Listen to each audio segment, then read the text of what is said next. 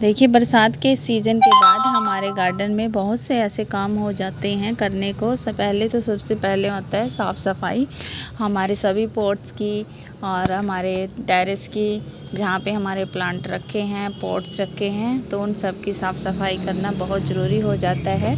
और अगली फसल के लिए सभी पॉट्स को खाली करना होता है। तो ये जितने भी सारे पॉट्स थे छोटे छोटे, इनमें मैंने भिंडी लगा रखी थी और भिंडी अब ख़त्म हो चुकी है मेरे गार्डन से, और इन सभी पॉट को मैं खाली कर रही हूँ। तो देखिए, साफ़ सफाई का काम तो हमारे गार्डन में सभी के होता ही रहता है।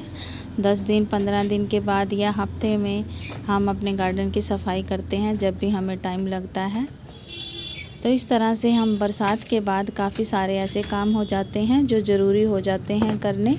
जिन वेजिटेबल का अब सीज़न चला गया है, जो हमारे गार्डन से ख़त्म हो गई हैं, उनको हम निकाल देंगे और साफ़ सफाई कर देंगे अपने गार्डन की। तो देखिए, सभी पॉट को खाली करने के बाद मेरे गार्डन मैंने साफ़ सफाई कर ली है, बिल्कुल क्लीन हो गया है ये एरिया, ये कोना। और इस कोने में मैंने अपने बैंगन के और मिर्ची के प्लांट रख दिए हैं।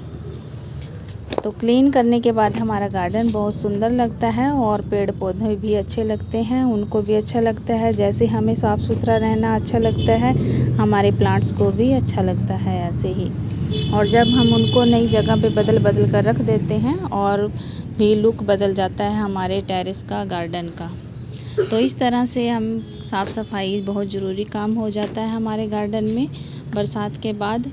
तो ये काम आप ज़रूर कीजिए। सभी पॉट्स की मिट्टी की सफाई कर लीजिए अच्छी तरह से, पॉट को हटा करके, और मिट्टी को भी साफ़ कर लीजिए। सफाई करने के बाद फिर से एक दिन फिर बारिश आ गई थी, बीच में हल्की सी बूंदाबांदी हुई थी, ज़्यादा बारिश नहीं हुई थी। और उसके बाद आज देखिए, तीसरे दिन धूप निकली थी। और धूप निकलने के बाद मैंने क्या किया, जितने भी मैंने पॉट खाली किए थे, अपने छोटे छोटे पॉट खाली कर दिए थे, और उसकी मिट्टी को मैंने पलट दिया था। और पलटने के बाद मैंने धूप में इसको फैला दिया था। ये देखिए, ये पॉट मेरे खाली पड़े हैं और इनमें मैं दूसरी सब्ज़ी की तैयारी अब करूँगी, कोई और सब्ज़ी लगाऊंगी इनमें मैं। और इस मिट्टी को मैंने एक दिन की पूरी धूप लगा ली है, इससे हमारी मिट्टी रिचार्ज हो जाती है।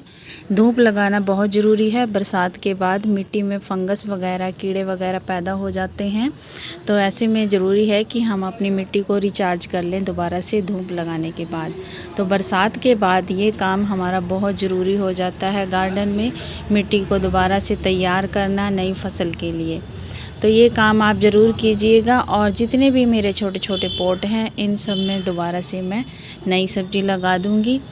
और देखिए, दूसरा जो काम है हमारा, एक तो सबसे ज़रूरी काम है हमारा साफ़ सफाई का। साफ़ सफाई हमने अपने गार्डन की कर ली, और जितना भी संभव हो सकता है हम 15 दिन के बाद या हफ्ते में या 10 दिन के बाद हम अपने गार्डन में साफ़ सफाई करते ही हैं अपने उसके हिसाब से। तो इस तरह से साफ़ सफाई का तो काम हो ही जाता है। उसके बाद है मिट्टी सुखाने का काम, अपने पॉट को उनकी सफाई करने का काम, मिट्टी को रिचार्ज करने का काम। और जो उससे भी ज़्यादा ज़रूरी काम है हमारे गार्डन में, वो क्या है, गमलों की जो मिट्टी होती है उनकी गुड़ाई करना, उनमें से घास वगैरह निकालना। लेकिन मेरे तो किसी भी गमले में घास वगैरह कुछ नहीं है, सारे क्लीन मैं कर देती हूँ। साथ के साथ ही मैं जो भी घास वगैरह उगती है उनमें, उसको मैं निकालती जाती हूँ।